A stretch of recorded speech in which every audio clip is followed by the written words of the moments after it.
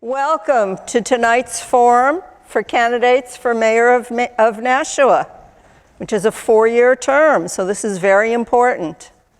My name is Liz Tentarelli. I'm president of the League of Women Voters of New Hampshire, and I was asked to moderate tonight's event. I do not live in Nashua. The mission of the nonpartisan League of Women Voters is to encourage the informed and active participation of citizens in government. And this forum is in that spirit, to give voters a chance to hear from the candidates. First, a big thank you to Nashua High School South for hosting us tonight, and in particular, thank you to Mr. Charles Gray, who teaches the Advanced Placement, Government, and Politics class. And 3 of those students are here on the stage tonight and will be asking questions of the candidates. And this is based on their own research into the candidates' websites and positions. And the League of Women Voters has not looked at those questions at all. We want to see these students get involved in government, and to do that, we're delighted they're here. This is a big first step, so thank you. This forum is being recorded, and it is being live broadcast right now on Nashua TV Channel 6. So if your neighbors have missed this, tell them they can watch for the recording of it on Channel 6. So here are the ground rules and protocol for the forum. The candidates will each have 2 minutes for opening remarks. In general, they will have 2 minutes to answer questions, but I reserve the right to extend that time if a question deserves more response. And with only 2 candidates on the stage, we can allow rebuttal if the candidates wish. My colleague Sue down in the front row, or maybe it's Edith, I don't know who's doing it tonight, will hold up a yellow card when you have 30 seconds left, candidates, and a red card when you should complete your sentence and yield the floor. So thank you, Sue and Edith, for being my timers. The order in which the candidates answer questions will rotate during the evening. And as I said at the start, all questions must be submitted in writing. I'm going to try to be organizing some that I've already received, and people will be handing me more. If some people ask the same thing in different words, I'll try to combine questions, and we may not get to all questions tonight. I will ask you to please hold all your applause until the end so that we have the most time for the candidates' answers. I expect the audience to treat this as a forum, not a campaign rally.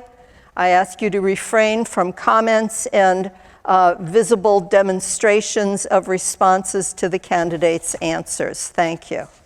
Before we meet the candidates, I'd like to introduce our student panelists. Jamie Sue. Wave, Jamie.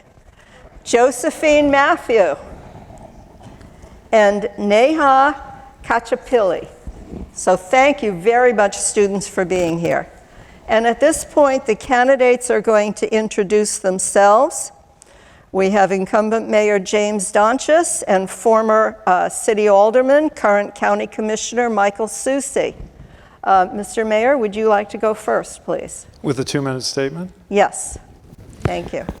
Well, thank you to the League of Women Voters, Nashua South, and our students for hosting us tonight. My vision is of a safe, prosperous city where there is opportunity for everyone and where we provide excellent services to our residents, both effectively and efficiently. I am proud that the Nashua firefighters and the Nashua teachers have endorsed my reelection. Under my leadership, Nashua has been recognized as the safest city in the U.S. and as the 3rd best run city in the country, and has often been named as one of the best places to live in America. We are adding much needed housing, affordable and market rate. We have created a citizen-supervised $10 million affordable housing trust fund to support the development of new housing. Nashua Community Power, which we launched in May, has already saved Nashuans $2.8 million in electricity costs. We are happy that we are saving you on your electric bill every month. We are improving our schools, building the new Brian McCarthy Middle School, and upgrading both the Pennachuck and the Fairgrounds Middle Schools, all three with solar power. And we are also improving the safety at Maine Dunstable and the Birch Hill Elementary Schools. We have built the Nashua Center for the Arts, which is bringing tens of thousands of people downtown and helping us build a stronger, healthier downtown economy. Our paving plan of action has paved or repaired 80% of our streets, and we are improving our infrastructure. I am fighting for passenger rail, which will bring jobs and a stronger economy to Nashua. Looking ahead to 2024, we will begin the enhancement of the Nashua riverfront so all Nashuans can walk, relax, and go boating. I am asking for your vote on November 7 so that we can make more progress over the next 4 years. Thank you very much. Applause till the end. Thank you. Commissioner Soucy, your introductory remarks, please. Thank you, and welcome. My name's Mike Soucy, and I am running for mayor. I'm going to go briefly over my resume and why I think I'm very, very qualified to be mayor. I'm a lifelong resident here of Nashua. Ladies, I'm wearing a purple ring. Came here. But when I graduated Nashua High School, I joined the Army for 3 years. I'm a veteran. Came out, I became a Nashua firefighter for 3 years. Then I chose to join Nashua Police Department, and I was a Nashua police officer for 20 years. While I was a police officer, I was very, very blessed to be kind of taking that pathway into community policing. So I was a director of the National Police Athletic League for 5 years, and I also worked within the schools, the school resource officer, setting up my office at Fairgrounds for another 5 years. So I pretty much worked in all city departments with a real-world experience here in the city of Nashua, lifelong resident. My political experience, which would match my real-life experience, I was a 4-year elected fire commissioner here in the city of Nashua, and then I became the Ward 5 alderman here in the city of Nashua for 2 years. I'm currently in my second term as the Hillsborough County Commissioner. Most people don't know what county commissioners do, but we're a 3-person board. We're the executive of Hillsborough County, which encompasses 29 communities here in Hillsborough County, and we have authority over all county property, county departments such as the sheriffs, the nursing home, the jail. I'm going to be given a different vision of where I'd like to take Nashua. I don't believe we're on the right path. I believe that we're not really fiscally responsible, and we're going to talk more hopefully about that, about our budget. And as far as passenger rail, it's academic. He cannot bring rail here, and I can't stop it. Yes, he's for it, I'm against it, but the state shut it down, and we'll talk about why and the different reasons. Thank you so much. Thank you, Commissioner Soucy. All right, thank you. And we're going to take students' questions first. They have worked on these, they've researched them, and let's see what happens. I think this is exciting. Jamie Sue, you have the first question. What have been your greatest accomplishments for the people of Nashua throughout your time serving the city in various roles? And is that for Mayor Donchis first? Or? For both. For both. All right. So let's start with Mayor Donchis on this one. Well, I think that looking back over the years, when I was first mayor, we started public kindergarten for the first time when it was not mandated by the state of New Hampshire, and most cities and towns did not have it. So at that point, we started public kindergarten on a half-day basis for all Nashua 5-year-olds, all Nashua students.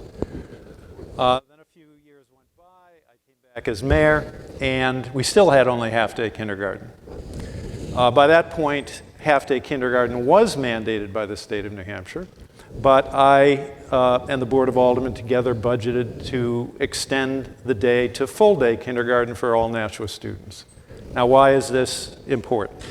Because all research shows that starting 5-year-olds off with a solid basis, a solid education, is very important for their preparation for jobs, for careers, for real life, in terms of their success in school and their success throughout life. In addition to that, we needed to help our young families who were struggling with paying for kindergarten on a private basis. So I consider that to be a significant accomplishment. Another would be the creation of downtown housing with mill conversions. I was mayor when we did the first mill conversion, and we've done others since. Bringing people to live downtown is very important to creating a stronger, healthier downtown economy. And we've made a lot of progress on that in recent years.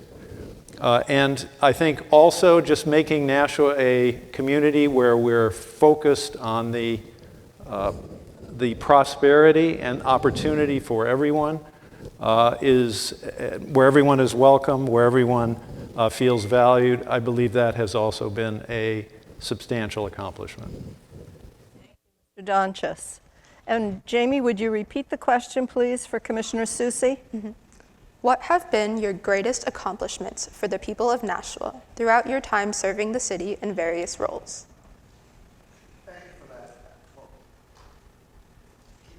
Thank you for that question. So I come from a different world than Mayor Jim Donchis. He's really in the political world, and I came from basically the real world of serving. So I'm not going to be able to match the political achievements that Mayor Donchis has accomplished. There are a couple things that we've done in the county that were really, really good, putting a lot of money into housing. But I guess I'll talk about my real world experience, because some of my accomplishments were maybe one person, one family at a time. Doing CPR on a young child that's not breathing, saving that life. Bringing in some people that murdered other people as a police officer. So mine has been in the public safety realm. I'm not a politician, okay? I did my 2 years as a Ward 5 alderman. I've learned a lot on budgeting, and now I'm currently the county commissioner, and most people say, well, what does a county commissioner do?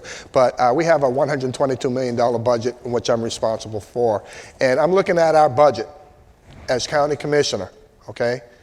We have 0 debt, 0 bonds, and we're okay. No layoffs. We're running a very strong county at this point. So I guess maybe in a couple of years we can talk about what I can do politically, because there are things that I would do differently, but it's been basically the public safety realm is where I've worked at this point. Thank you. And our second question is coming from Josephine Matthew. And is this going to Mr. Soucy first? Was that? Okay, so we'll ask Mr. Soucy to answer first. Go ahead, Josephine. How do you plan to work with unions and develop contracts to make sure Nashua retains high-quality, trained first responders and teachers? Oh, thank you. I love that question. Can I stand if I want? Because I'm always comfortable standing when I talk. Ask the board. Can I stand, George? Thank you. Okay, so unions. If it works for George, it works for us. It's on my webpage, and I support unions. I think they're important. It takes about $65,000 or more to train a Nashua police officer. It does. You're going to get them all uniformed up, which is very expensive. And then what's going to happen is they're going to go through 1 week of firearms training. And then they're going to go through a 16-week field training, not field training, but 16 weeks of an academy, which is very expensive, being paid, getting their benefits, an additional 12 weeks of field training. And when they get out of all of that training, okay, it takes about 7 months to get somebody off the street, on the street as a fully trained police officer. And they're not under a contract. They can look at Manchester, they can look at the state police, they can look at a lot of different places and say, you know what, the benefits are good here, I'll go here. And we lose them. So if a Manchester contract and benefits is over here, and we're over here, then I'm okay with matching that, or even going a little higher to retain our employees. We're not going here. That's not fair to the taxpayers, okay? We have to find balance. We have to support our valued union or police or fire or teachers. We have to support them to make sure that they want to stay here. And to be honest, right now, Nashua PD is pilfering from other police departments that pay lower. So we're saving a bunch of money there. With the unions, it's got to be about balance. About balance. It's got to be fair to the taxpayers, but it's got to be fair to our employees so we keep them. Thank you. Let me check with George. Is that working all right if the candidate stands up? All right, thank you. Josephine, would you repeat the question for Mayor Donchis, please? How do you plan to work with unions and develop contracts to make sure Nashua retains high-quality, trained first responders and teachers? Well, thank you. Well, as I said at the beginning, I'm very proud to have the support of the Nashua teachers and the Nashua firefighters. And the reason for that is that as mayor, I've been able to work successfully with our employees to provide fair pay, fair wages, fair compensation for the employees that we have across the board. And of course, we are a service organization. We provide schools and safety, public safety. We pick up the garbage. We plow the streets with public works. And therefore, of the wages in the city, of the costs of city government, 75% of the costs of city government are wages, benefits, and other costs, direct costs for the employees. So I have been attuned to the needs of our employees and have talked with the management of each of the departments about that. For example, in our last teacher's contract, which was signed a couple of years ago, a 4-year contract, we were losing middle-level teachers to other communities because our pay was, for those level teachers, particularly low. And so the school board negotiated. There was some difficulty getting it through. I went to the school board and said I thought you should approve the last thing that was on the table, which they had eventually did, and we were able to improve pay for teachers and help to retain those that we were losing. With the firefighters, another example, we just negotiated and finished a contract this year, which gives them cost of living wages and also helps them to accumulate money to pay for health care after they retire, before they qualify for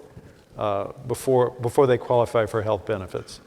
And so I believe I've successfully worked with our employees and can do so in the future. We received a lot of questions from the audience about teacher salaries, retaining teachers. Oh, the boss is giving more orders here. Okay. So is there anything else either of you would like to say in particular regard to retaining teachers? Let me give Mr. Susi a chance at that first, and then Mr. Donchis. I think we have to look at equity around the communities. And I'm not in teachers, fire, police, all of our public workers. When we pay at the lower end of the scale, we will lose them. And right now, it's very, very hard to retain any police, any teachers, nurses. As county commissioner, we can have 299 beds, but I can only fill 234 because we don't have enough nurses, And I'm sure it's the same thing with the teachers. So you have to look at what Manchester's paying, what the surrounding communities are paying, and we have to match that. But again, I'm always looking for balance. I'm not looking that we're going to go out and give any union a very, very large contract that is unaffordable for the taxpayers. I'm running as a fiscal conservative. I'm here because I think we're paying far too much for the city, and I will do what I need to do to make sure that we can lower that budget, and we'll talk about that more, I'm sure, as questions are presented. Mr. Donchis, what about retaining teachers in particular? How successful have you been in doing that with salaries? Well, the teachers are, of course, critical to our success as a city. And they've been very dedicated over the last few years. The COVID years were very difficult for teachers trying to reach children remotely. And so they deserve all of our respect and support for everything they've done for the city. And I think one thing that I've tried to do is express and make it clear that the city government appreciates their efforts, and that we value them and know that they're very important to our community's future. So we have tried to, as I said before, we have tried to improve the pay for teachers. Our current contract is a 4-year contract with 4.1% raises for 4 years, which was spread a little bit unevenly, a little more focused towards the middle level teachers to help us retain them. So I think that certainly has helped.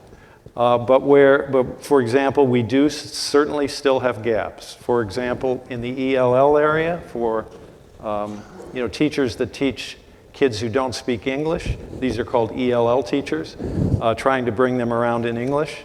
We have a shortage of teachers, and we have a shortage of qualified teachers, and they're very hard to find and difficult to hire.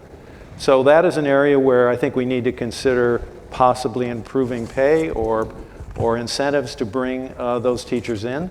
I know the U.S. Department of Justice is looking at the ELL situation, and we certainly want to make sure that we treat all of our students in the proper way.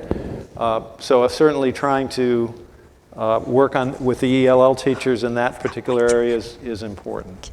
But overall, we need to continue to focus on pay because we are by far not the best paid. We are by far not the best paid district in the state of New Hampshire. Thank you. And let's go to our third student question. Neha Kachapilli. There is an ongoing opioid problem throughout this country. What are your plans to address this situation in Nashua? Yes, Mr. Donchis. So the question is about the opioid situation, and we've seen this grow across the country, and certainly it has evolved over the last few years across the country and here in Nashua. A few years back, when the opioid crisis first began, we saw really what was happening is people had become involved with legal opioids, OxyContin and things like that. And when that got out of control, would sometimes transition into what was then heroin and other opioid drugs. But in these intervening years, we have seen fentanyl take over completely. And so that there really isn't heroin on the street anymore. It's all synthetic. It's all fentanyl, very cheap, very easy to manufacture. So the prices are very cheap. And when the opioid crisis first started, we had the Safe Stations program. We worked with the fire department to open fire stations 24 hours a day, 7 days a week to anyone who wanted to come in and seek recovery. And that was very successful for several years. Then the state wanted to transition into something else, and they now have a doorway. But what we are working on now is that we have, using grant funds, we have 12 community health workers working under the supervision of Bobby Bagley and Public Health. Director Bagley has done a great job for our community for a number of years. And they are reaching out to all the people they can find, particularly those who are unhoused, to know them, to know their problems, and just within the last week, we've been able to get people from a homeless situation into treatment, and that is an approach which I think we need to continue to use, work with people individually on their drug problems, try to get them into treatment, persuade them to go in the right course, and help them into recovery. Thank you, Mr. Donchis. Thank you. I get the question. Okay. Thank you. Go. Opioids it's destroying our country. No one's got a long-term solution for this right now. If we did, we'd really be well on the way to solving it. There's some temporary solutions for it. We look at the homelessness situation, and there are different reasons for that: opiates, mental health issues, and sometimes he might be somebody that is just underemployed and can't afford it. But a significant portion of these people are the ones who are addicted or have mental health issues. Now, we look at what just recently happened in Ward 7, and I just say, honestly, it was the wrong solution, it was the wrong location, and it was poorly executed. And I say that because, A, the ward alderman was not notified, nobody else was notified. They were just moved into tent city. A lot of these people just want to be left alone. They want to live in a tent for a reason such as they don't want to be in a shelter because there are rules and regulations they have to follow. We don't have any wet shelters here in the city of Nashua. They're dry. So they don't want to be in there. They'd rather be just left alone. Now, they were being moved from the railroad, and I get it, and I think he meant very, very well to have these people moved, but it was the wrong solution. What I would have done, there's $10 million of American Rescue Plan money sitting in a trust fund here in the city of Nashua. Okay, I think the city received $16 million. In the county, we received $81 million. I would have taken some of that $10 million, $500,000, even $1 million, and worked with some of our nonprofits, such as the Nashua Soup Kitchen, to find some temporary housing to put them someplace rather than a field without even talking with the community and engaging the community and agitating that community. I would have found them temporary housing someplace. And if they chose to take it, fine. If not, okay, you got to baby step them through that. But thank you. Mayor Donchis, would you like to reply to that using the ARPA money? Yes. So the police department and public health have been working together to reach out and to know every unhoused person in Nashua. And they've been successful in doing that and creating a roster. But there were about 45 people living down on Temple Street or off Temple Street on railroad property. And the railroad made it clear that they were going to cut down all of the brush and move those people out using railroad police. So the question became, what should be done?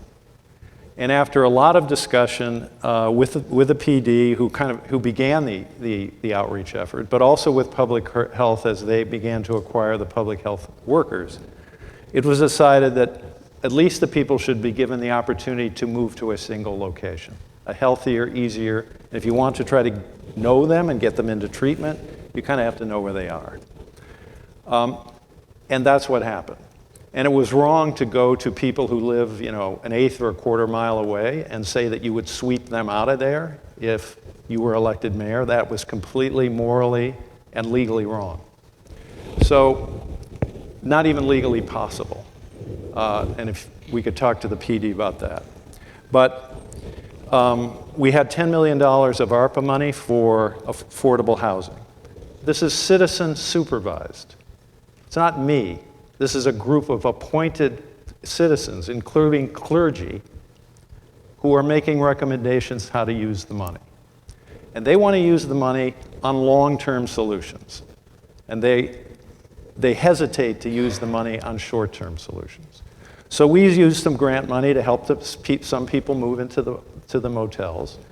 But one thing that Commissioner Soucy leaves out is that the city applied to the county commission for money to help with the homeless. We asked for a grant out of the $80 million, not the $10 million, the $80 million that the county got in ARPA money. And Commissioner Soucy said, no, we're not going to give the city any money. In addition to that, the clergy in the city went to the county and asked for money for affordable housing. And the answer there from Commissioner Soucy was also no. So it is easy in the context of a mayor's race to try to exploit an issue like homelessness, to tell neighbors, we'll sweep them out, or to say that the city should be doing something different. But there is no short-term solution, and what we're doing is right, working with these people as individuals, and ultimately we will be able to find solutions for them, individual solutions that will work for them. I know you do. Thank you. So, Commissioner Susi, how would you like to Thank you reply so to much. that? So first of all, I did not go through the neighborhoods and tell them I was going to sweep them out. This is coming from a Facebook posting from somebody who calls himself Nashua Nomad, indicating that I'm going around telling people I'm going to sweep them out like rats. Absolutely incorrect. I did knock on doors to listen to their concerns and tell them that I would do something different. Wrong solution, wrong location, and poorly executed. Poorly executed because there was no fence or anything. But the application that he's talking about, not only did he apply, he and Mayor Craig from Manchester came up and asked for money, okay? I asked him, do you have a house? No. Do you have a property? No. What's your plan? Well, maybe we could give some money to stepping stones or whatever. There was no plan in place. Now, we're getting applications from everyone. When you don't have anything in place except that you want to take county money and put it into your trust fund, that doesn't work because A, ARPA money needs to be purposed and obligated by December of 24, meaning it has to have an obligated purpose, and then it's going to be expended by December of 26. We also have to track every penny of that money. We give him money, okay? Then how do we track that money if it's sitting in the trust fund commingled? And why would I give the city money to sit in the trust fund when we can give it directly to somebody that needs it in Nashua? Now, Mayor Craig, on the other side of Manchester, she had a plan. So we gave her $515,000 to address her home issues. So if Mayor Donchis was to submit this application to our 3 executives, the same way it was submitted before with no plan, no specific plan, then of course the answer is going to be no again. But give me a real plan of what you're going to do with this money so we can report it to the federal government and track it, and we can show that it's going to benefit the people rather than sit in the trust fund, then of course we would say yes. All right, no. Audience, please, thank you. You can respond at the end, and we appreciate both candidates being here and being very candid in their responses, but we're not going to have applause or booing or any other kind of reaction. Thank you. Let's go to another question. I mean, this was an important issue, and we spent some time on it, so thank you very much. Jamie, do you have another question? Yes. For Mayor Donchis, as mayor, you've emphasized the importance of the growth of infrastructure in our city. Can you share some specific initiatives or policies you plan to implement in the coming years? Moderator, Tila. I think the microphone wasn't quite working, so let's try it again. Mayor Donchis. It is on.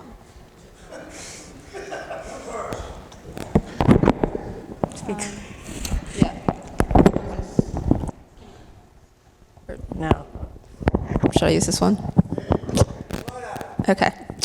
Mayor Donchis, as mayor, you've emphasized the importance of the growth of infrastructure in our city. Can you share some specific initiatives or policies you plan to implement in the coming years? Yes, definitely. So obviously the infrastructure of the city is very important. What do we mean when we talk about the infrastructure? The quality of our streets, the quality, our schools, our school buildings. Rick Dowd, who has a lot to do with the schools, estimates our value. The value of our current school buildings is $1 billion. And there's also part of the infrastructure that you don't see very much, but is very important, and that has to do with the sewers and the sewage treatment plant. Now, those are regulated by the federal, we're under an EPA consent decree to take various steps to make sure that that system works. And that's important because obviously we need a functioning system to serve the residents. But with the streets, for example, we have, after years of neglect, decades of neglect, we instituted a paving plan of action where we are paving, we have paved about nearly half of the city streets by mileage. We have 300 miles of streets, and we've paved 140 or so. And in addition to that, we've instituted a new practice called crack sealing, which fills up the cracks and preserves a street for 4 or 5 years while we wait to pave it. We have also done a indexing of all streets in the city using a paving condition index. So every street in the city has a PCI rating of between 0 and 100, and we use that to pave streets. On the school buildings, we're building the McCarthy Middle School, and we have improved fairgrounds and fairgrounds in Pennachuck. And we are right now improving the safety at Birch Hill and at Main Dunstable. And when it comes to the sewers, if you watch the Board of Public Works, you will see that we are spending, and that's paid for by the wastewater fund, but we are repairing the sewers year by year by year, and have made a lot of improvements at the sewage treatment plant. Thank you, Mr. Donchis. Mr. Susi, what kind of improvements would you, I'm sorry, it was your question. My mistake. Go ahead. Okay. Same, I've got the question, and yeah, that's fine. Thank you so much. I think they had a question Okay. specifically geared to you in your role Thank you. as the opponent. Okay. Mr. Susi, how would you support the improvement of the city's infrastructure while cutting taxes? Thank you. Okay, so first of all, we go back to when I was an alderman at Ward 5, and we actually voted to buy the Ingersoll Rand property, IMCO. And initially, as a fiscal conservative, I didn't think we needed it. I didn't want that land. It was too much money. But then we came to the realization that at some point the wastewater treatment plant was going to have to expand. So that land was perfect for it expanding in the future, rather than having to move that down the road or having to take other properties by eminent domain. Yeah, infrastructure is very, very important. I think when we get to the schools, I'm a little, I don't believe we should have built the Brian McCarthy School. We're losing 1.4% of our student population per year. I went back all the way through 2011 to now. Now, an average of 1.4% of our student population is disappearing. There was a study. When you do studies, you have to look at what the study says. You can't say, well, that's not the answer I didn't want, so I'm going to do something different. And I would have followed the study. I think it said you could lose up to 6 schools. No, that's far too aggressive, okay? But when you get a school like Mount Pleasant, half filled, needs millions of dollars of work, well, maybe it's time that's the school that may have to be closed. Not my choice. No, he didn't make that choice. We didn't make that choice. That comes from data. That comes from the school board and the superintendent if a school is going to close. But I would support that when you're running schools that are half filled. What I probably would have done, rather than build the McCarthy School that probably won't be filled, would have been maybe expand on Fairgrounds. Take Fairgrounds Elementary School, make that part of Fairgrounds Academy. All you would really need to do, and if I'm wrong, is build a footbridge over Cleveland Street, put the 6th graders, you can house them there. I was at that school in 6th grade at the elementary school, 8th grade in the upper school, and then 7th graders can go back and forth. You've now got a large elementary similar to the size of the Brian McCarthy School, a large footprint school. So I would be willing to look outside the box to do something different. And if people came up and told me, you can't do that because of this, okay, well then let's go to plan B, C, or D. Yes. Well, I believe the decision to go forward with the McCarthy School was correct. The middle school, the Elm Street Middle School, is 85 years old, one of the oldest schools in the state of New Hampshire, and really doesn't meet current standards. Could not be renovated in a way that would meet current state educational standards. And the new school, but McCarthy School, will be full. And we also needed an upgrade of Fairgrounds in Pennachuck. So the decision, I believe, was correct to upgrade the schools, to expand our other 2, Pennachuck and Fairgrounds, so that we could equalize the population and provide a learning environment where middle school students can learn successfully.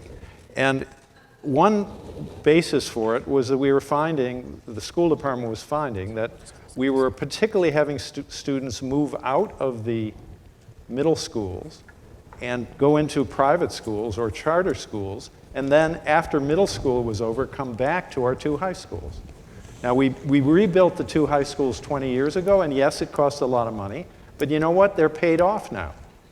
And that's what's going to happen with the middle school improvement project as well. And we'll have much better facilities. And if you wait, and you wait, and you wait, and you wait, you know what happens? Look at Manchester. They have Central. They have West. And you know what Joyce Craig told me? They're looking at a $400 and some million bond issue because they have waited so long. So I think it's been correct to build the high schools. I think it was correct to improve the middle schools. And in the end, our community will be better for it. Madam Moderator, may I have 30 seconds to respond to that? Yes, you may. So I don't disagree with Mayor Donchis that Elm Street is done. Okay, I don't. But with the reduction in the student population, we didn't need to bond $118 million for this other school and to improve the other middle schools. We didn't need to do that. The study shows we've got the buildings and the capacity to do this. Now, when we talk about bonding, okay, let's look at our bonds, our city debt has increased $175 million in the last 2 terms.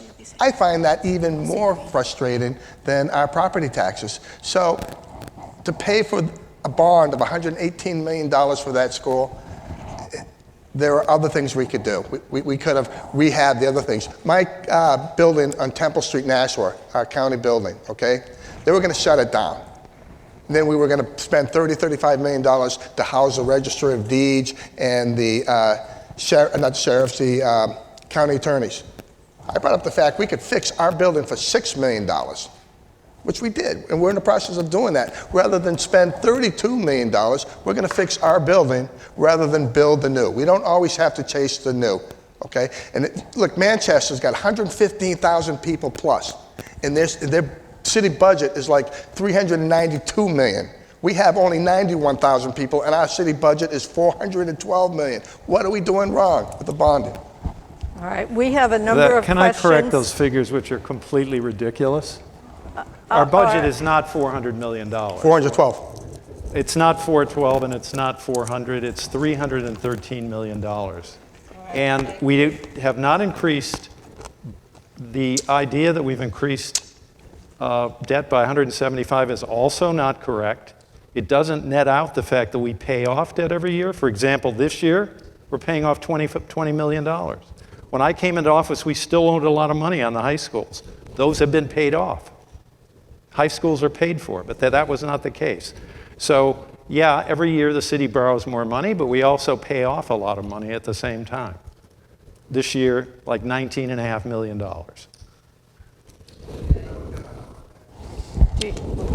Do you have a response to that, Mr. Susi? Yeah, our city budget's $412 million. You can get that, it's online, it's there.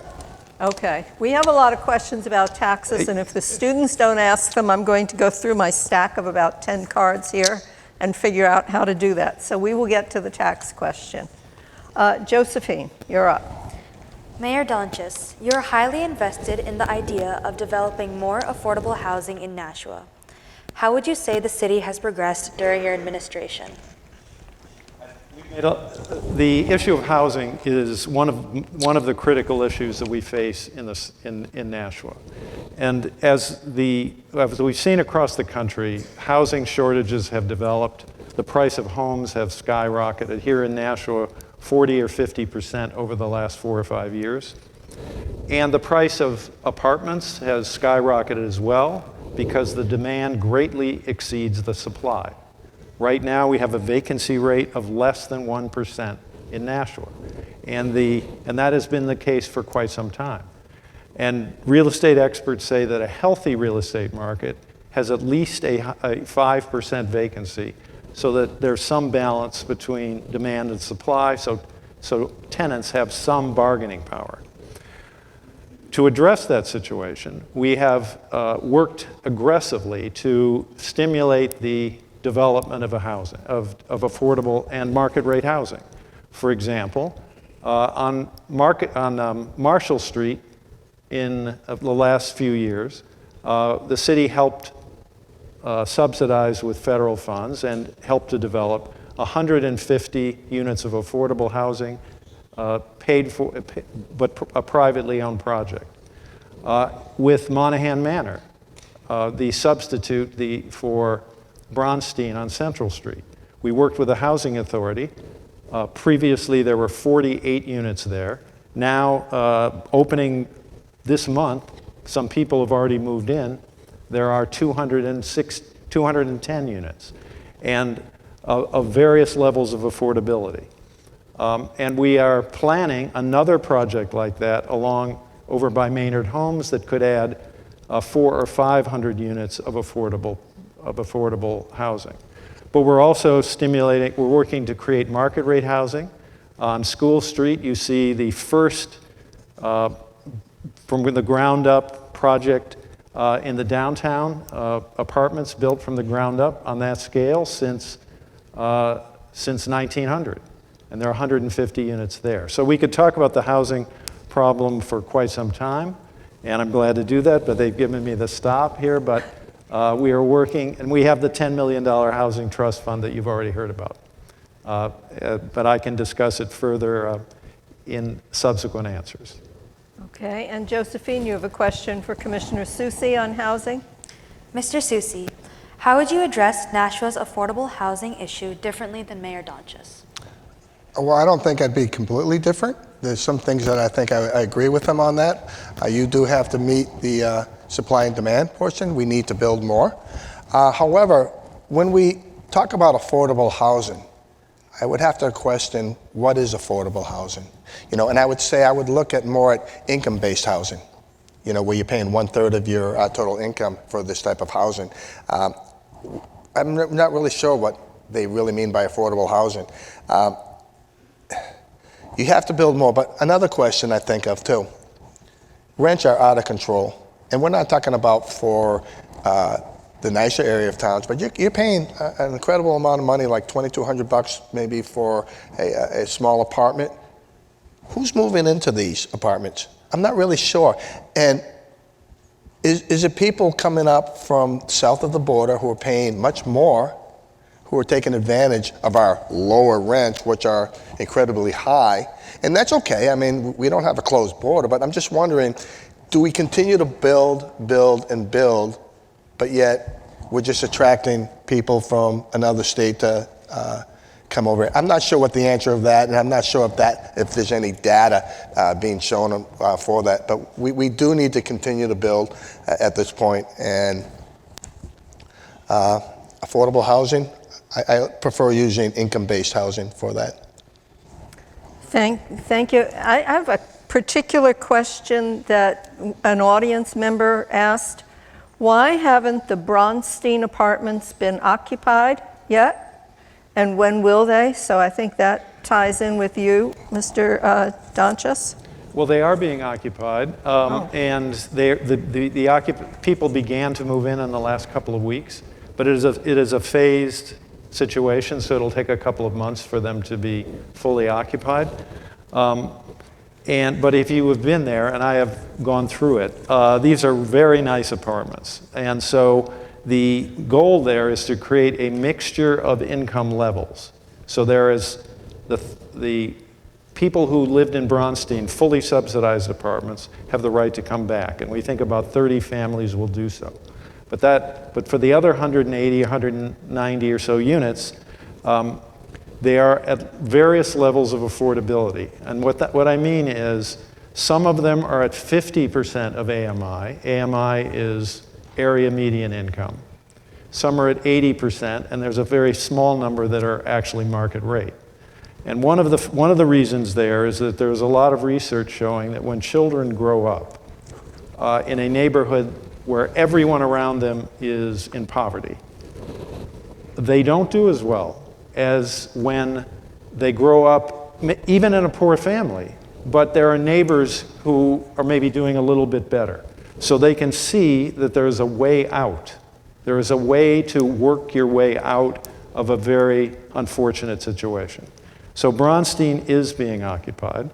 But another project that is very promising is that we've received 3 different proposals on the NIMCO project to develop housing there.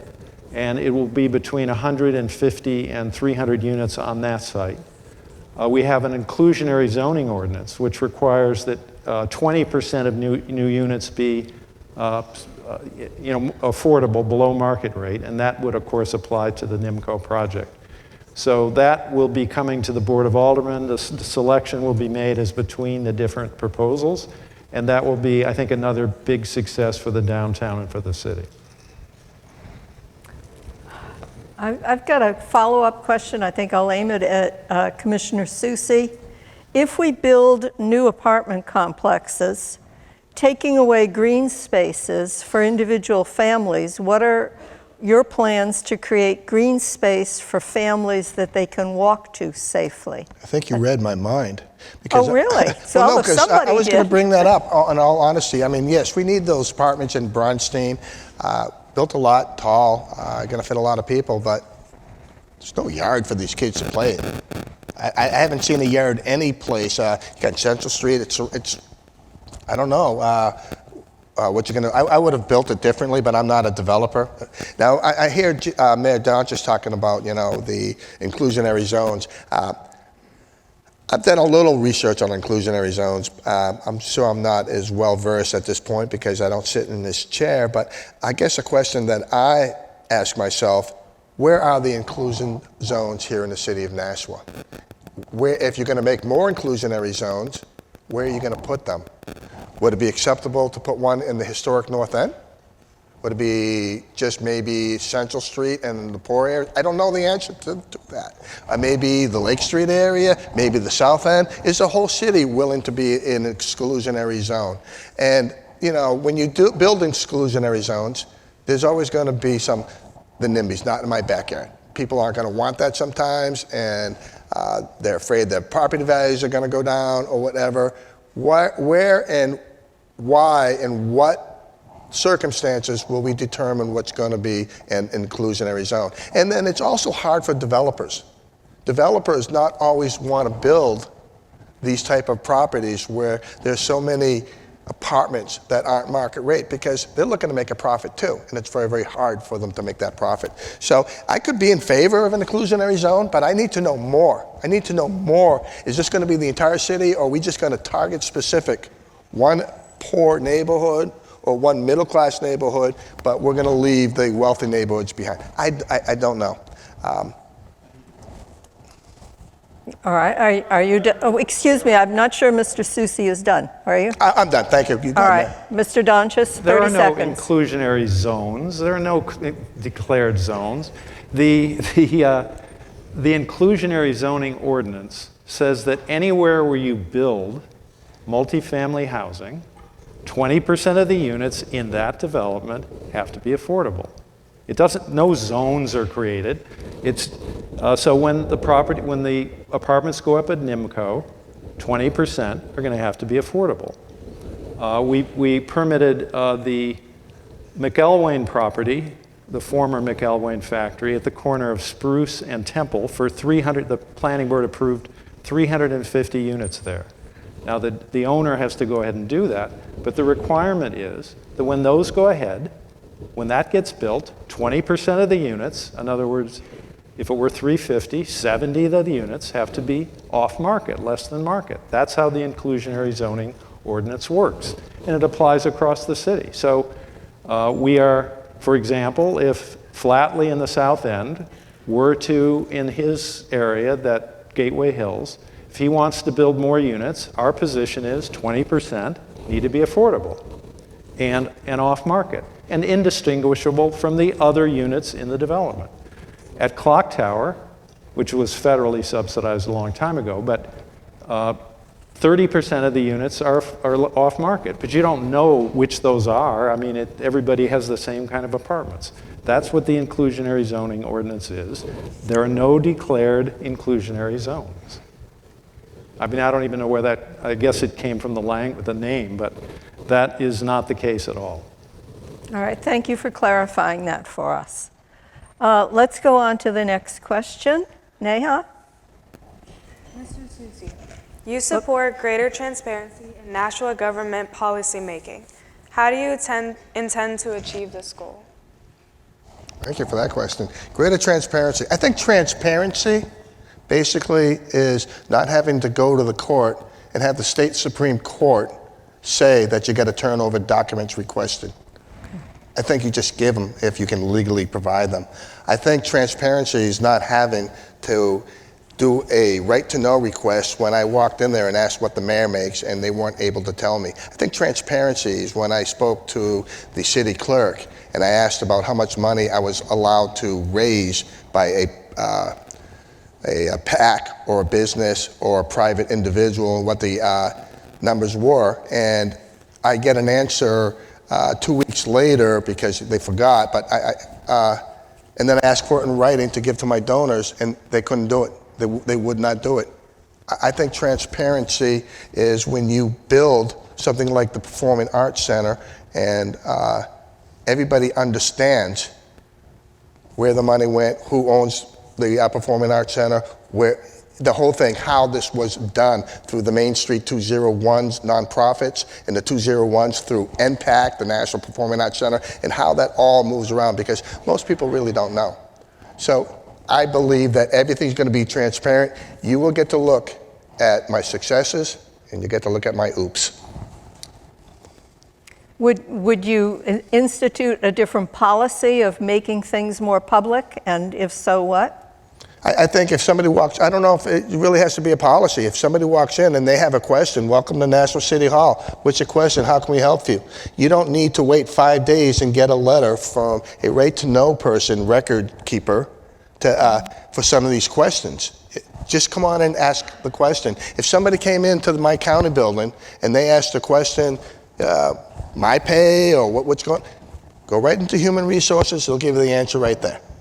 Yeah.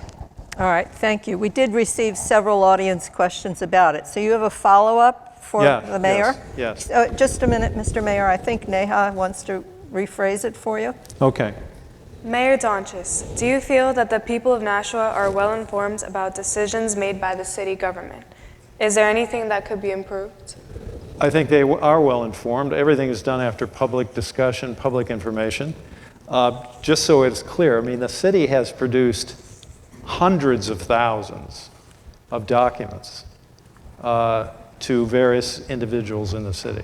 I mean, we get requests that we had one request at the community center that took the person 122 hours to respond to.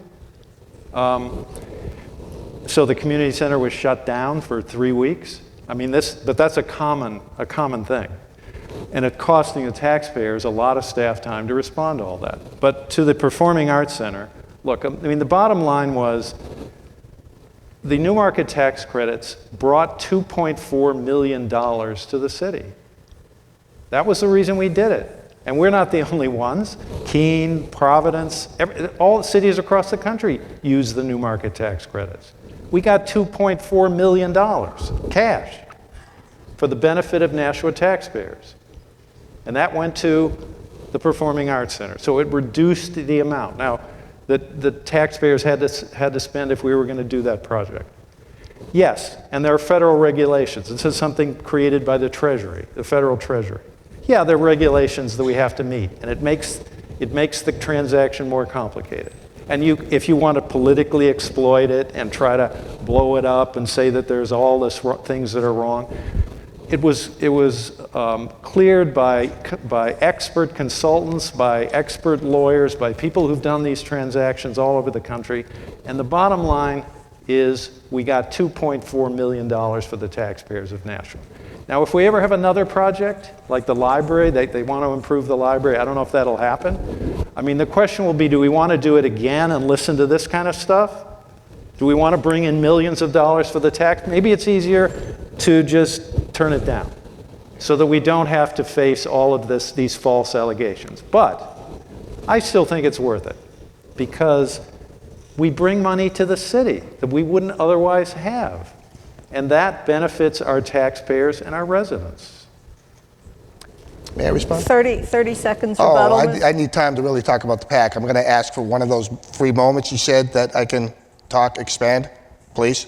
About the right to know We're talking laws about the PAC because the New Market tax credit We got $2.4 million. You know why? Because we didn't raise the $4 million that we said we were supposed to raise. We were supposed to raise $4 million and then a $15 million bond, or 15.5, okay? We didn't do it. Now, they did nothing illegal, but they couldn't meet that, so they moved the goalpost, so we get that new market tax credit. But when you get a new market tax credit, you got to work through a third party.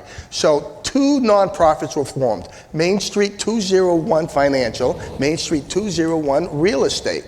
They were formed, and the purpose to form was to benefit the economic development of Main Street through the PAC.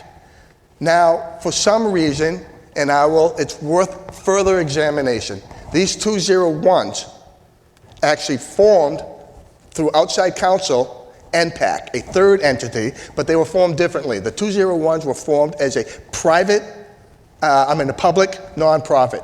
NPAC was formed as a private for-profit.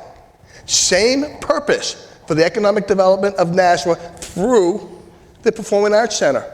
100 shares of NPAC were swallowed up by Main Street 201 Real Estate. Now, why would you form a third entity? Maybe because there are different right-to-know laws? I don't know, but I'll examine that. Okay, now furthermore, we have these 201s, NPAC, we now pay rent to the building in the tune of $500,000 a year. It'll go up further after 2026, all the way up to $600,000 a year that we pay NPAC to lease our building that we built. And we also pay $165,000 a year to lease the equipment within the building. Now, I have copies of the lease. I have copies of the timeline. I have copies of everything for that anybody here can go through a right-to-know request and see that what I'm telling you is absolutely true. So when he says they're false accusations, not true. Can I have a short rebuttal? Very short rebuttal, sir. Look, we got $1 million anonymous gift. $1 million, one gift. The Bank of America gave $500,000 because they think it's good for the economy of the city and therefore good for them. We got 250, well, one anonymous and several $250,000 gifts. These were raised by private individuals, not by the city. These were done by Phil Sconsis, by Rich Lannon, by Deb Novotny. They're the ones who raised all that money. But we raised a lot of money for that, and they're still bringing money in because it has been so successful. A lot of sold-out shows. In the first 4 months, it brought 20,000 people to downtown, far exceeding expectations. So it did raise a lot of private money. But you didn't raise the $4 million that you were supposed to raise. Okay, all right. We're going to change the topic now. Thank you. This is obviously very complicated, and I'm sure some of you are following it, and some of you are wondering exactly what's happening here. But that's fine. That's the way government works. Let's go on to another question. Jamie? Mayor Donches. Whoops. I think we're still sharing microphones here.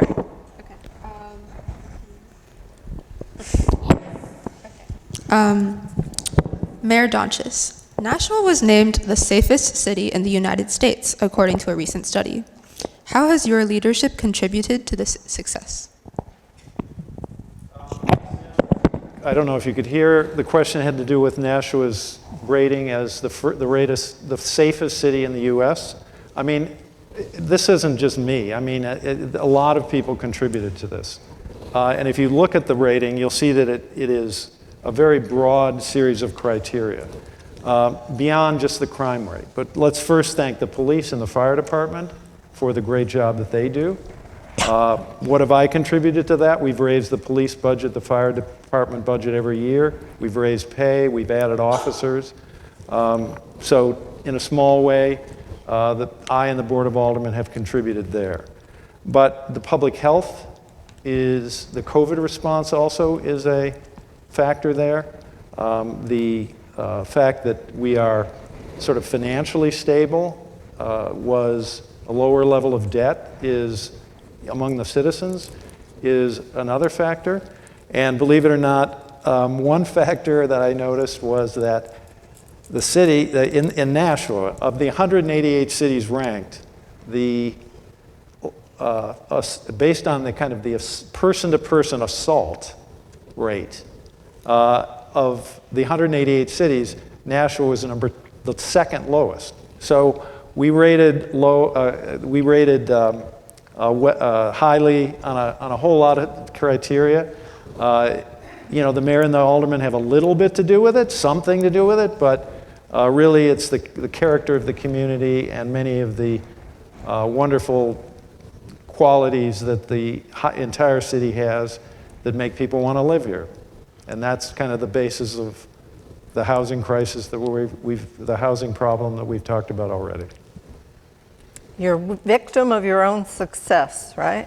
Yes, but it is a much broader success by a much broader group of people. Jamie, your next question, please, for Commissioner Soucy. Mr. Soucy, what would you do differently in regards to public safety in the city if you were mayor? Well, there's no doubt that we are going to have to increase the level of our police force. We just built a large amount of apartments in Bronstein, and right next to that, you've got the other, I believe the market rate apartments. We just increased about 320, 360, whatever, apartments, all in a very, very close, congested area in the highest call volume part of the city. Now, I'm not saying the highest crime part. That may be true too, but I'm not saying that. The highest call volume. Now, I know that by personal experience too. I go out and I'm Sector 7 or 14 covering that area. As soon as I pick up my radio and I say, headquarters Sector 4, clear the rear, it's 10-4, respond 2. And by the time my shift is over, I'm down 15 reports. Okay, so we're going to have to put a few more police officers on the street over there to address some of those crime issues. As far as being ranked the second safest city in America, I'd want to do a little research because there's so many different polls out there. Polls that say this, polls that say that. You can go to some New Hampshire polls and they say they rank us 8th. Okay, not safest, but safe best community in the state. So what is this poll out of Miami? What do they know about Nashua? I really, again, don't know. And as far as the safest city, yeah, we were probably at there at one point. We were very, very safe. We've always had our crime areas, things that only the police knew about. But 4 shootings in the last 3 months. It's getting worse. I'm going to go to an audience question.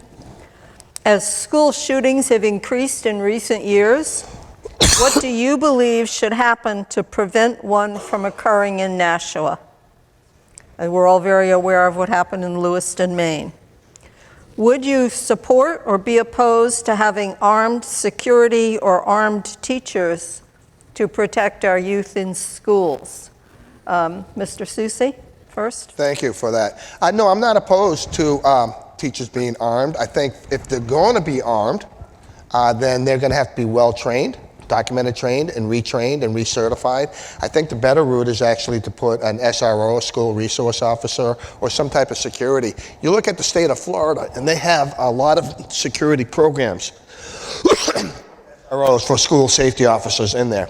The biggest issue that I found as an SRO, when there's a threat made, a kid in 7th grade writes that he's going to kill a list of kids. You got to take that very, very seriously. So what we do, we get the school psychologists involved, we get the principal involved, we get the parents involved, we get the police involved, and there's a big investigation. Are there guns available? Is this a joke or whatever? It's never a joke. But at some point, that child's coming back to school. So the bigger issue now is how do we manage this child who could possibly be a potential threat? Because a lot of the school shootings are actually former students or students of tender years who still go to that school. How do we manage that kid who's making that threat? So you got to have those programs in place. And it could be every day that when they come through the door, maybe there's a pat frisk, maybe there's a clear backpack thing, report to the principal. But that's the biggest issue. I do like what Jim Donchis is doing or what the school department is doing with Maine Dunstable. We do need to make our schools safer. We do. And I think if we had the budget, I'd like to see more SROs in the school. That's one of the biggest things that we can do to prevent violence. And Mayor Donchis? Identify these children earlier. Thank We need you. to identify them earlier by their previous actions or behaviors, possible light mental health issues or whatever, and get them the services that they need. Thank you. I'm sorry I interrupted you. Mayor Donchis, what do you believe should happen to keep something like what happened in Lewiston from happening here, and particularly in the schools? How do we keep our youth safe? Well, we are improving the safety of the schools right now. There are projects going on at Maine Dunstable and at Birch Hill, which will improve safety at those open concept schools, and those should be done by, in the next few months. But in addition, we are building the McCarthy School a much safer, and from many safety measures have been included in that school that aren't in previously built schools, and that will make that school a lot safer. As to arming the teachers, I do not think that that is a realistic approach in the least. I mean, first of all, teachers are not trained gun experts. Number two, and I think we get them to teach kids not to, exchange fire with someone with an automatic weapon, and so I don't think that's a realistic approach towards school violence. I mean, the most dangerous thing are these assault weapons, and we saw that in Lewiston and across the country. Now, the city does not have any control over any of this. This would all be a matter of state and national law, so we just take what we're given. But were it up to me, I would say assault weapons should not be weapons of war should not be sold to anybody. Hunters, great. Handguns, okay, but these assault weapons should not be allowed. These large magazines should not be allowed, and the country needs to control these horrible incidents by limiting these weapons that can kill 50 people in a couple of minutes. Thank you, Mayor Donchis. Is my boss, George, asking something? Were you asking? No, okay. Did you have a... On the point about arming teachers, I don't believe we should arm all our teachers. That's not what I'm saying. But if the school district, and it's by school district, if they believe that a teacher, maybe 2 teachers in the entire school, if they're well trained, say like maybe I went into teaching, I'm a retired police officer, I'm a retired SRO, what's wrong with me having something concealed? So I'm okay, but the school district's got to be on board. Everybody's going to be on board. No, I'm not advocating for arming all of the teachers. That would not work well. All right, thank you. Let's go on to another question from, I think we're up to Josephine, right? Thank you. Mayor Donchis, you're an advocate for clean energy in Nashua. What are your future goals for reducing carbon emissions, and how do you plan to achieve those goals? Well, thank you. We are we're moving in the right direction on carbon neutrality, which is the question. In other words, reducing our reliance on fossil fuel generated energy, reducing energy costs in general. So we've done a number of things. But the overall goal is using a base year, I believe, of 2015 to achieve a 25% reduction. And this is city government, not the community, but city government. A 25% reduction by 2025, and we're well on the way to that. And carbon neutrality by 2050. We have, for example, reduced the emissions from buses and public works vehicles by 40%. By using CNG, by having hybrid vehicles. We're beginning to get into electric vehicles. In addition to that, in the high schools, we did a program to convert all of the lights to LED. That is saving a lot of money and reducing the carbon footprint. In the next round of buses that we get, which will be a few years off, we will go to electric buses. And we have put solar on a group of city buildings, the fire station, the couple of schools, and all the new schools are solar powered. We worked with Conway to put solar there, and we're continuing to look at other buildings that we can turn to solar. So we are well on the way to the 25% reduction by 2025, and ultimately we'll reach carbon neutrality by 2050. Thank you. And your question for Commissioner Soucy, please. Mr. Soucy, do you support further increasing Nashua's use of clean energy? If so, what would you propose?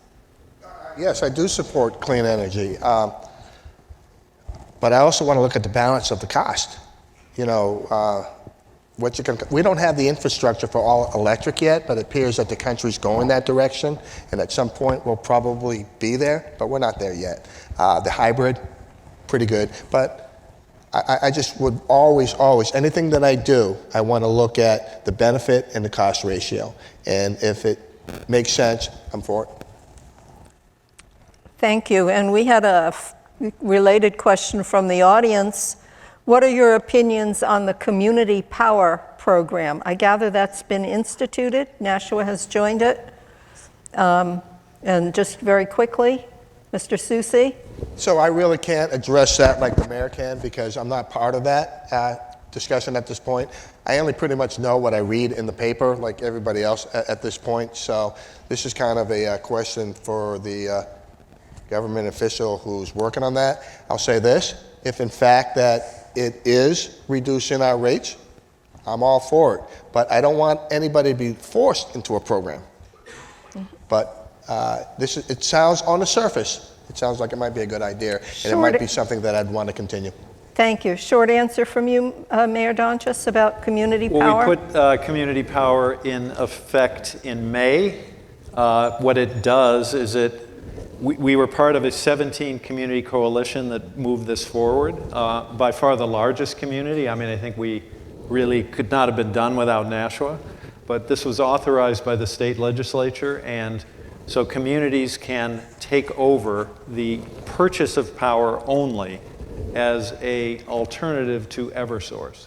So Eversource does not produce power. It buys power and gets paid to deliver it.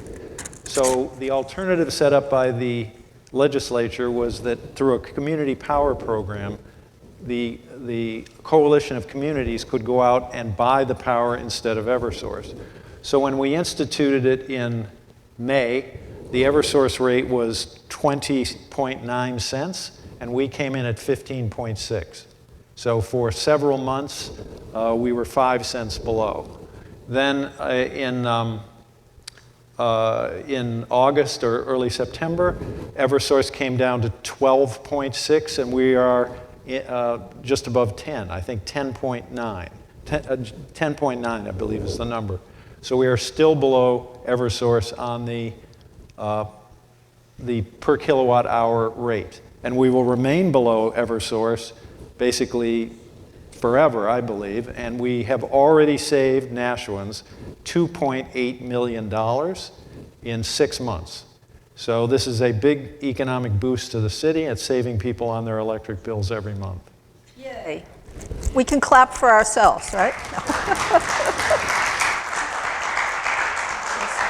Thank you. Neha, you have a question? Yes. Thank you. Mayor Donchis, your website states that your economic development team made significant progress in growing Nashua's economy during your second term. If you were re-elected, how do you plan to build on that progress? Well, we have had definite successes. We have brought companies into the city. It's not easy because companies have a hard time finding employees, and we have a housing shortage. But right now, for example, KJ Can at the former the Burke Street building that the city previously owned is building a can. They're not going to make aluminum, but they're going to punch aluminum cans. That will employ 200 people.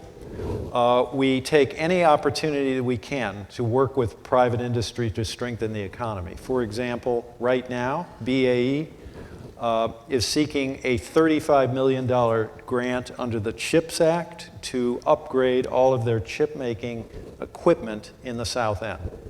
And were the grant awarded, they would be putting money in themselves. So we're talking tens of millions of dollars worth of investment. Now, to get the grant, they need city participation. So the city has appropriated money, $200,000, to, and this is one of the conditions that they have to fulfill.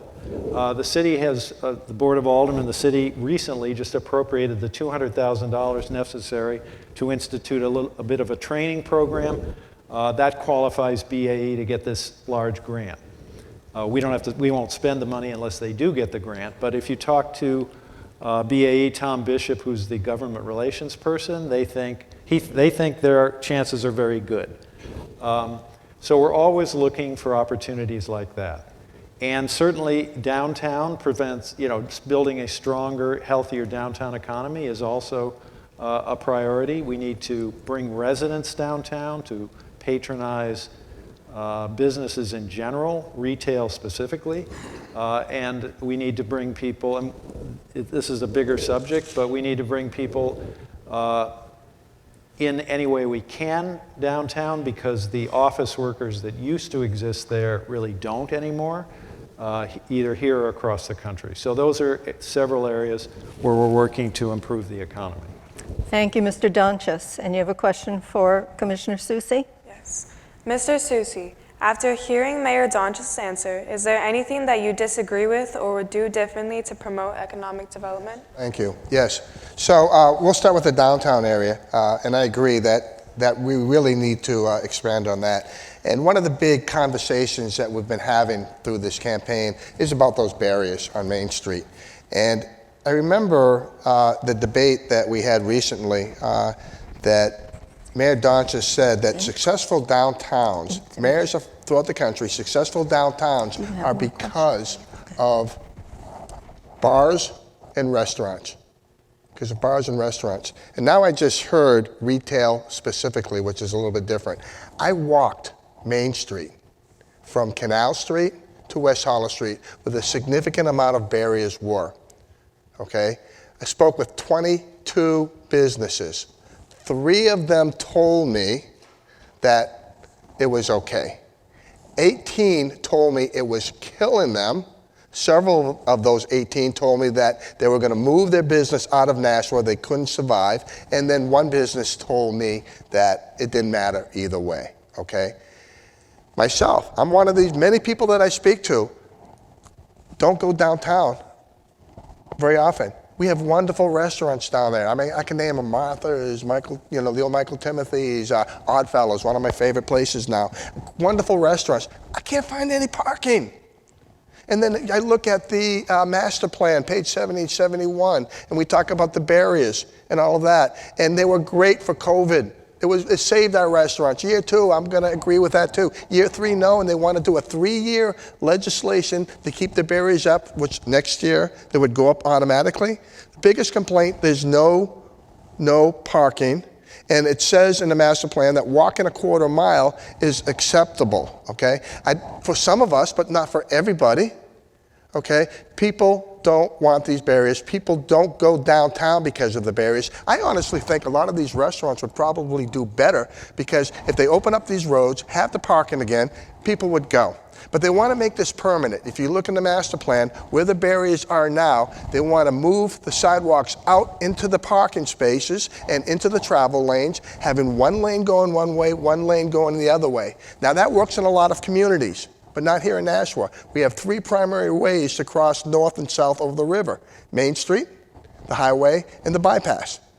What you get is a very congested area, delayed public safety responses, and our retail businesses were killing them.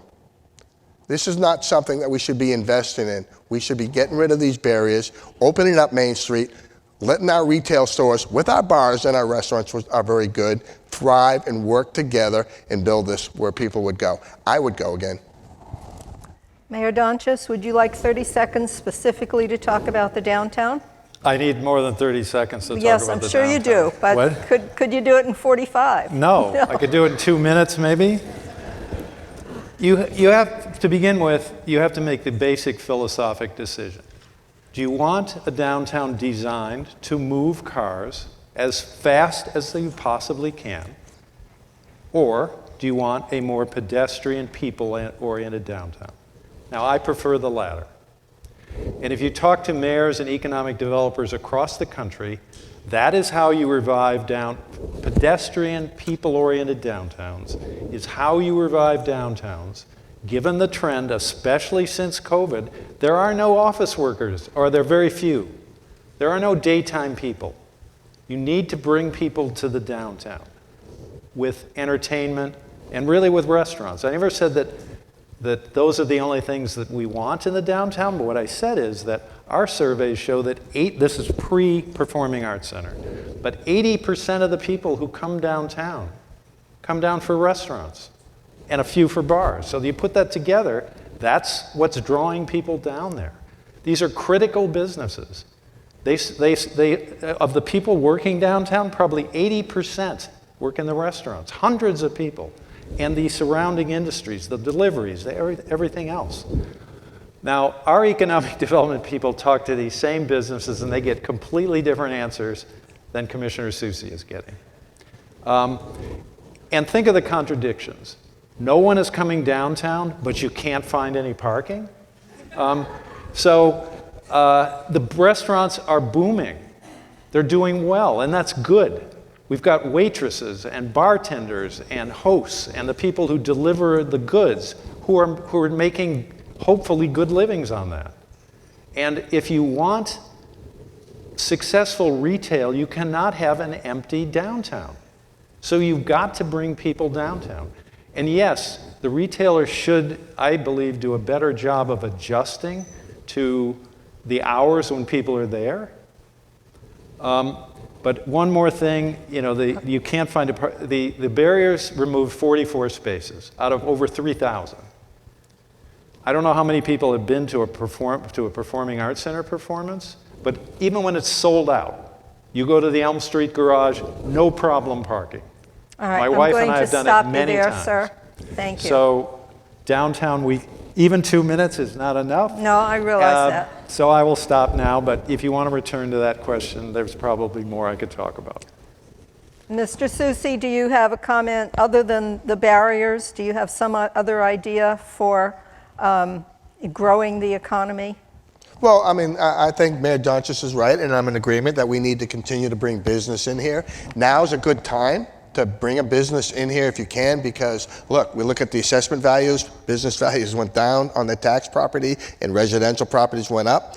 It's a selling point for a business to come in. But yeah, we do need to continue bringing in good businesses. It's going to be problematic, and I'm in agreement. I think we're on the same page. It's problematic because of the lack of housing and the lack of employees, or employers, or employees, not employers. Okay, I'm going to ask a question. I got at least 3 cards on this. I'm losing a little bit of control up here, people, in terms of the cards you gave me, but I think I've got them. Now, four questions about rail service. You've been reading about this in the paper. You've read what the state has done, but can we have the opinions of each of the candidates for rail service to the city of Nashua? Starting with Mr. Soucy, please. Thank you. So I saw his last mailer, and he indicates that I call the rail a boondoggle. Yep, but he didn't tell you the full story. It's an $800 million boondoggle, in my opinion. Now, where did I get my information? Well, I would encourage everybody here to just Google New Hampshire Rail, $800 million boondoggle. You'll get all of your numbers and everything that will show you why it can't and won't work here in the city of Nashua. So think about this.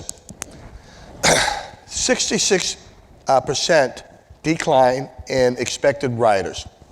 222% increase on the cost.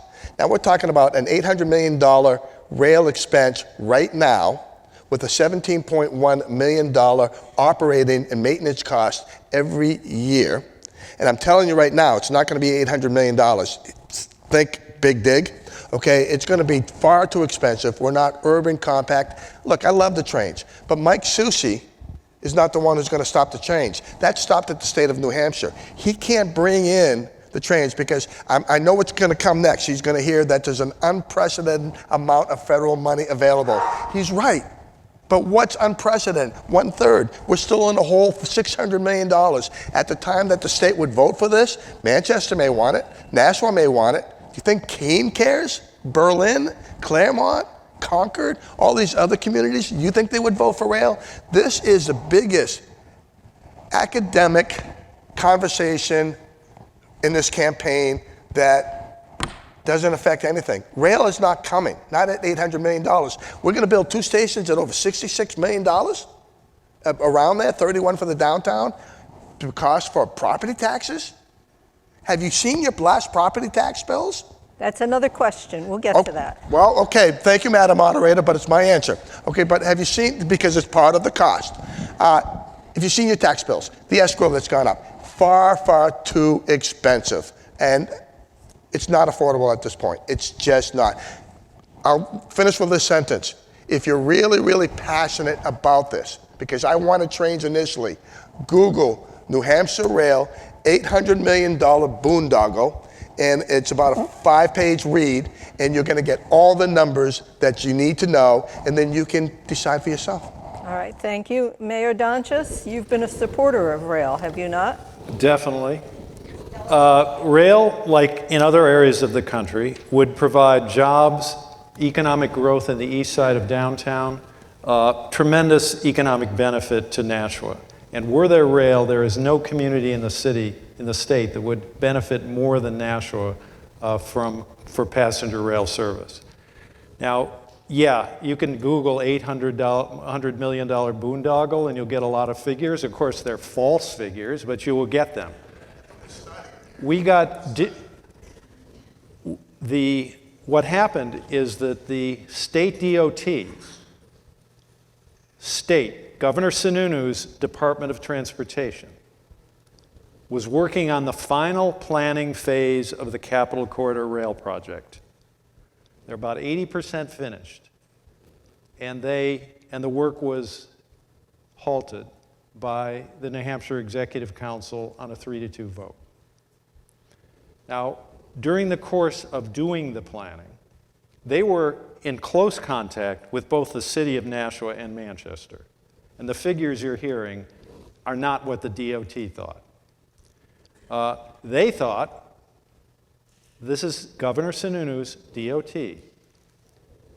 They think that you could operate, once you get the planning done and you apply for a federal subsidy, you could operate, given the federal subsidy that would come, you can operate the project on a break-even basis. There would be, they were saying, no annual subsidy required at all. Number 2, yes, there is an unprecedented amount of federal money available to build the project. And their estimate was $550 million, not $800. But we have a lot of friends in the congressional delegation. Pete Buttigieg knows this area very well. He's the Secretary of Transportation. How do you know we couldn't get most of this paid for by the federal government if we can just apply for it? And my last statement is, there has never been a mayor of Nashua who is against rail. And we've always been the leaders on that, along with Manchester. And if we elect a Nashua mayor who is against rail, it's dead for decades to come. And I don't think we can afford to do that. All right, thank you, Mayor. For $800 million. All right, thank you. We've got no, you're behaving, remember? You're doing well. Okay. All right, the students have a couple of more questions, and then we will talk about some of the budget questions that I've gotten. Jamie, do you have one? Mr. Susi, as an alternative to building the new Brian McCarthy Middle School, you proposed combining Fairgrounds Elementary School and Fairgrounds Middle School into one large middle school. Do you think this plan would have been more attractive to young families who are considering moving to Nashua? So I made that proposal as an option. Whether or not it would actually work would be up to the superintendent and the Board of Education. But yeah, I think it's a pretty good out-of-the-box way of thinking, because I think everybody's in agreement that Elm Street's old, it needs to go. So as a cost savers. Fairgrounds is a beautiful, beautiful building. Yeah, you could actually form a Fairgrounds Academy middle school combining both buildings, and it would, I think Fairgrounds Elementary has about 560 students in there. You could put all of your sixth graders there, like I said, the eighth graders into the upper campus, build a safety bridge right over, and you'd have a big, big footprint of a big school, probably larger than Elm Street. Yes, I think that would be a doable option. I'm always open to hearing other things, but I don't believe when you're losing 1.4% of your school population per year, and in that calculation and in that study, it also talks about that they've calculated the new buildings coming in here too. Decline in birth rates, people going to private schools, a lot of reasons, but they say for at least the next decade, this trend is going to continue. So no, I'm not going to look to close all of the schools. I don't have that authority to close schools, right? That's the Board of Education. But we know Mount Pleasant's got a 2-year reprieve. We got to take a breath, see what more we can do. But Fairgrounds would have been one of my options as far as increasing a middle school and housing those Elm Street people. Thank you. And do you have a question for Mayor Donchis about the schools? Go ahead, Jamie. Mayor Donchis, could you explain how the new middle school is a better plan for education in Nashua than modification of 2 existing schools, as Mr. Susi proposed? The last part was as opposed to this fairground idea? Yes. Well, if you go down to first of all, we built 2 new high schools 20 years ago. And yes, they cost money, but they are actually paid off now, and the city is much, much better for it. We have one great high school, and we're in one of them, 2 great high school facilities that are recognized statewide as being very good high schools. Our middle schools were not in very good shape. And so the city decided, after a lot of examination, not just a back of the envelope, well, let's convert an elementary school to a middle school. After a lot of examination, it was the decision was made to expand our two middle schools, Fairgrounds and Pennachuck, and upgrade them. If you visit, and you talk to the staff, I mean, it's like the environment is totally, totally different, much better. They really appreciated it. And they're solar powered. And we built a new middle school with a track and which will be a great facility for our middle school students for decades to come. Decades to come. Now, the idea of just, oh, well, we're not going to do that. We're going to close an elementary school and convert it and have a passway over the road and all this. You know, you cannot base decisions where you're spending tens of millions of dollars based upon just that kind of, you know, well, maybe we could do that. I mean, it requires a lot of examination. So would Fairgrounds work as a middle school, the elementary school? And what would happen to those elementary school kids? Is that one of the elementary? I mean, in the last debate, Commissioner Susi said he would actually close 2 or 3 elementary schools. Is that one of them? I mean, it is a half-baked plan. The schools that we are building now, like the high schools, will serve this community and the students and our families and our young people for decades to come. And I believe that was the right way to go. Thank you. Who has the next question? Do you, Josephine? Go ahead. Mr. Susi, you have been critical of overspending on projects such as the new middle school and downtown transformation efforts. With your non-negotiable principle of fiscal responsibility, how would you suggest reallocating funds more efficiently? Repeat that last part, Josephine. How would you suggest reallocating funds more efficiently? Well, first of all, I don't think I would have built the Brian McCarthy School. I think I would have looked at other options. And my reasoning is because we are losing 1.4% of our student population per year. That's prior to COVID, starting from 2011 all the way up to now, okay? So we have the buildings for that. So I would not have bonded that amount of money to do that. So that's part of it. We talk about the downtown area. I'm not sure the PAC was really a good idea the way it was done. So I'm going to go to a show. Sure, I'll go to a show, but We spent a lot of money, and we spent a lot of money that people didn't even know how it was spent. Yes, and as far as being a fiscal conservative of how we look at saving money, when I look at a budget, I look at one department at a time, or we look at one department at a time. We'll bring in the sheriff's per se, or the nursing home, and we go over line by line by line by line of every need that they have. And if they're telling me under this certain line that they're looking for $147,000, but I can go back and I can say, well, you used $97,000 last year. The year before, you used 97 again, and the year before, you used 96. Justify why you need 147 now. Okay, so we can look at that, we can make those cuts right there and then at that point. We had $11 million come back last year. Why? I would have our chief of staff and our COO, we would look at that, and I don't want $11 million coming back because that's pre-taxed money. We're taxed on that money. Okay, I want a truer budget. I want to go line by line and start making our cuts there. Okay, and a question for Mayor Donchis on the budget? Mayor Donchis, how would you justify spending on city projects amid criticisms of excessive tax increases during your term as mayor? So 75% of the city budget, as I've already said, is payroll. We are a service organization. We pay police officers, we pay firefighters, we pay teachers, we pay public health workers. Now, yes, we've talked about paying our employees fairly, and they all of those major groups have labor contracts which give them cost of living raises, about 4% in each of the coming year or two.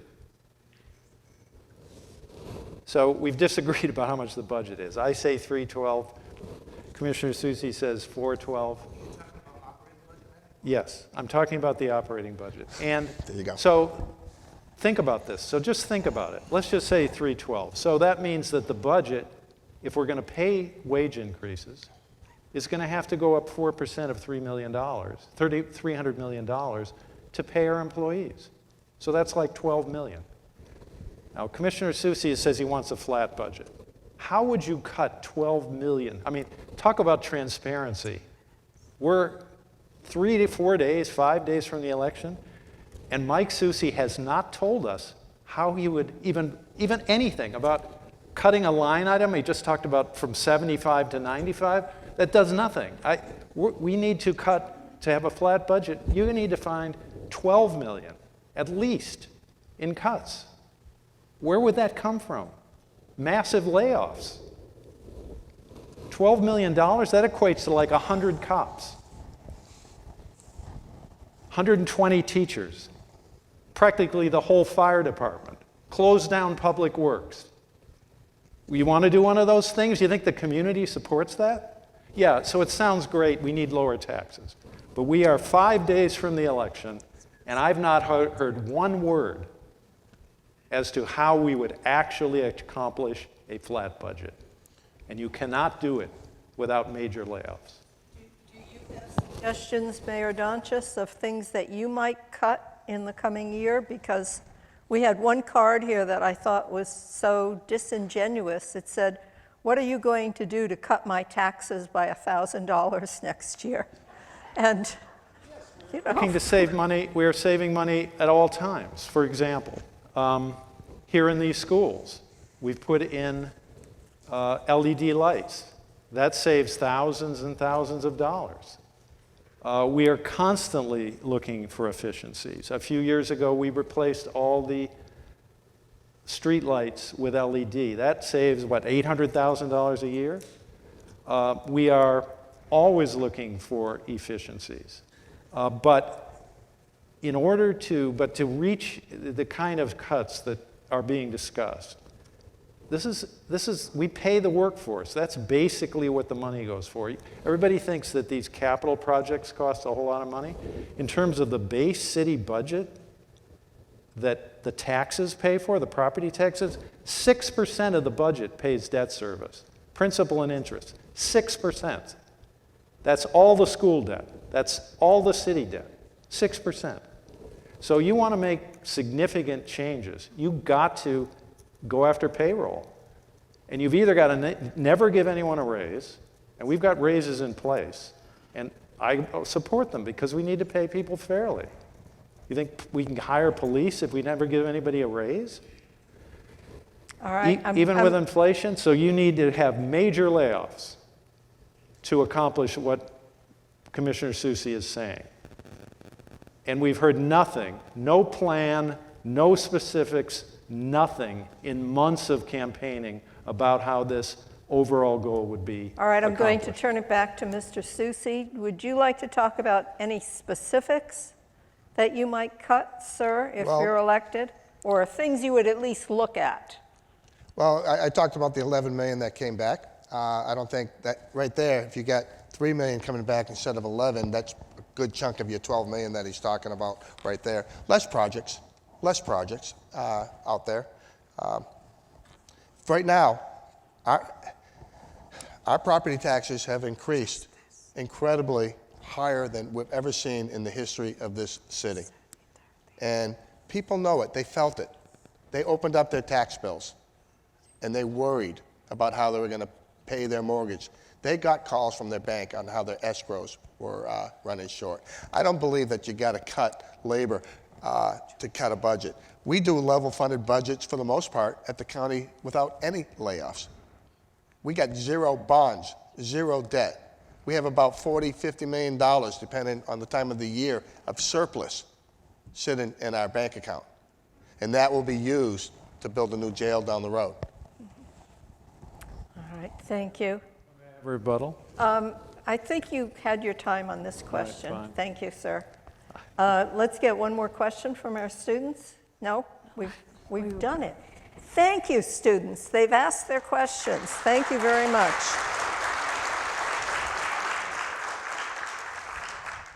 Okay, here's a very specific question. Let's start with Mr. Soucy. Should the police commission be independent from the Board of Aldermen? Did I lose my mic? Okay. Yeah, absolutely. In fact, you know what? The significant majority of Nashua falls in line with this too. We are the only community in the entire state that has our police commission appointed by the governor or the executive council. There are a lot of good reasons for that. It keeps politics out of the police department. It just keeps it out. If the mayor needed to be investigated, alderman or whatever, they can do it without it being shut down. Now, I'll give you an example. We'll go back a few years when Mayor Lozo was mayor. There was an investigation going on, okay? And if she had the authority back then to shut down that investigation, everybody would have said, oh, the mayor was able to shut it down. She did not. And at the end of the investigation, she came out fine. She came out fine. Nothing was there. That was to her benefit. Yeah, I think you need to keep a police department independent from city politics. I don't think at the whim of government, whether it's a pendulum, whether you're progressive, conservative, or whatever the trend is for that period of time, should dictate to the police department on how they're going to manage their operations and what they're going to do. I like it this way. I spearheaded that effort, and we won that hands down by a large, significant portion of the citizens of Nashua. So, Thank you. And Mayor Donchis, do you think the police department should remain independent of the Board of Aldermen? Well, the citizens, I think, have clearly spoken on that they prefer the system that we have. And as I said, before that question was voted on, I will live with whatever the citizens vote on, and so I know it will remain the same. But I will say this, that I have had a great relationship with the police department. We work closely together. We've increased their budget at their request. We've added officers, and we have a great police force, and I think one job of the mayor is to make sure that that continues, and that we continue to have the safe city that we have, in part because of their efforts in combating crime and illegal activity. Thank you. And, you know, as I told you, I don't live in Nashua. I live quite a distance away, but I have always heard Nashua described as a welcoming city. And I've got 2 cards here about that. What is your definition of a welcoming city? And if elected or re-elected, how do you envision keeping newcomers to New Hampshire, to Nashua, feeling welcomed? Mayor Donchis? Yes, we are definitely a welcoming city, and what that means is that we value every person who lives here.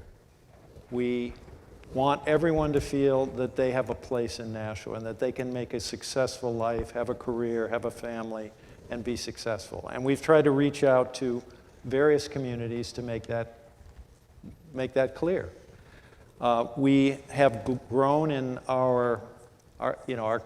the city is not the same as it was 20 or 30 years ago. We have many new residents from different cultures. For example, 6 or 7% of our residents are Indian Americans.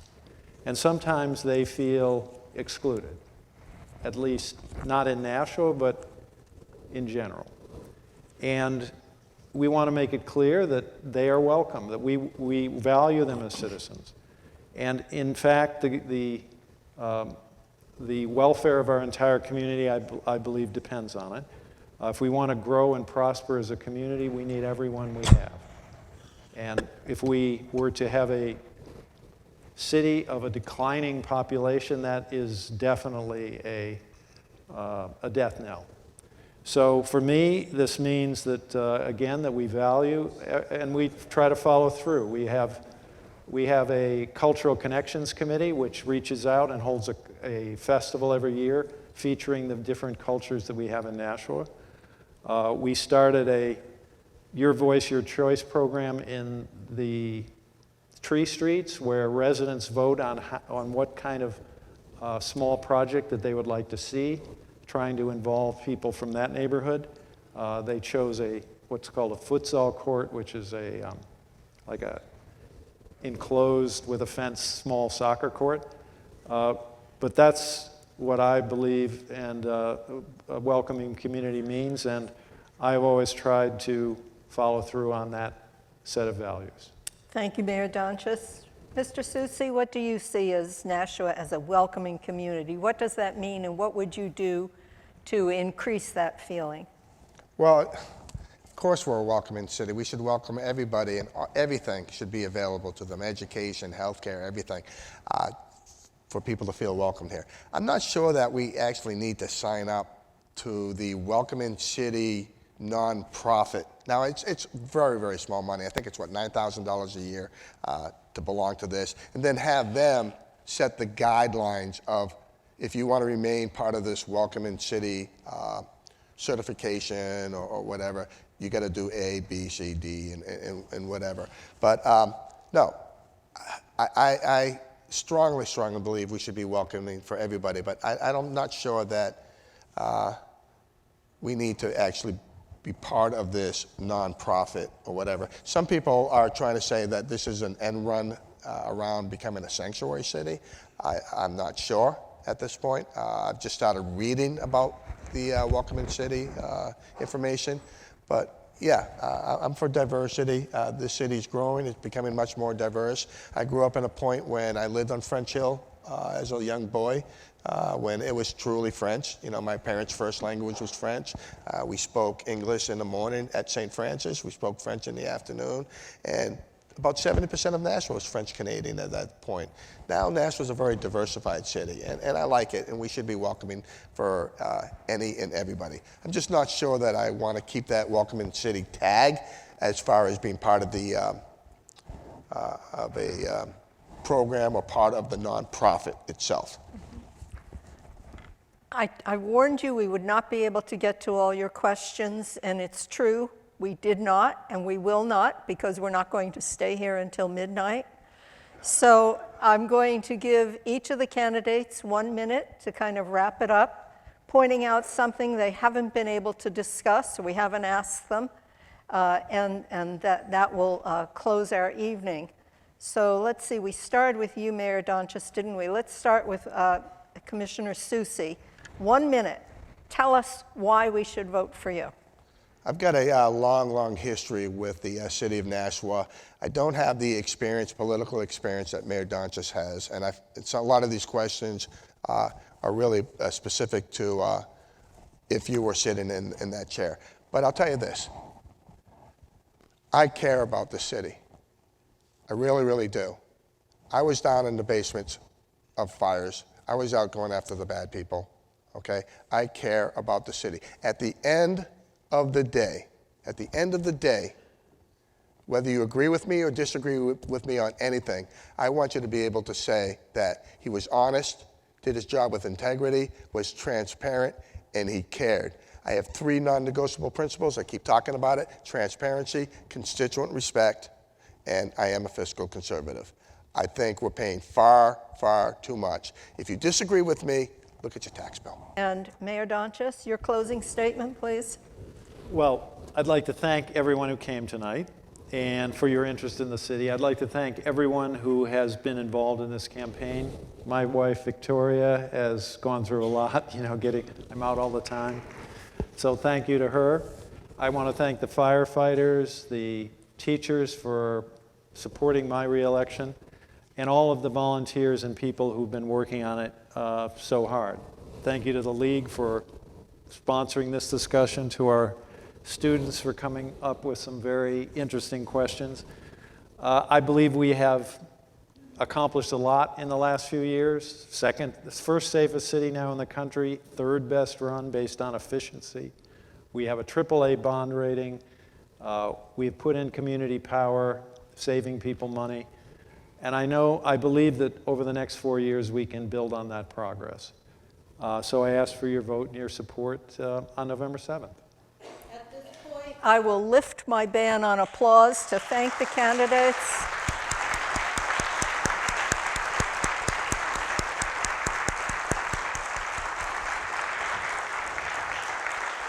I want to thank Nashua High School South for hosting us, and particularly Mr. Charles Gray for getting his students involved in such a wonderful, creative way. So thank you.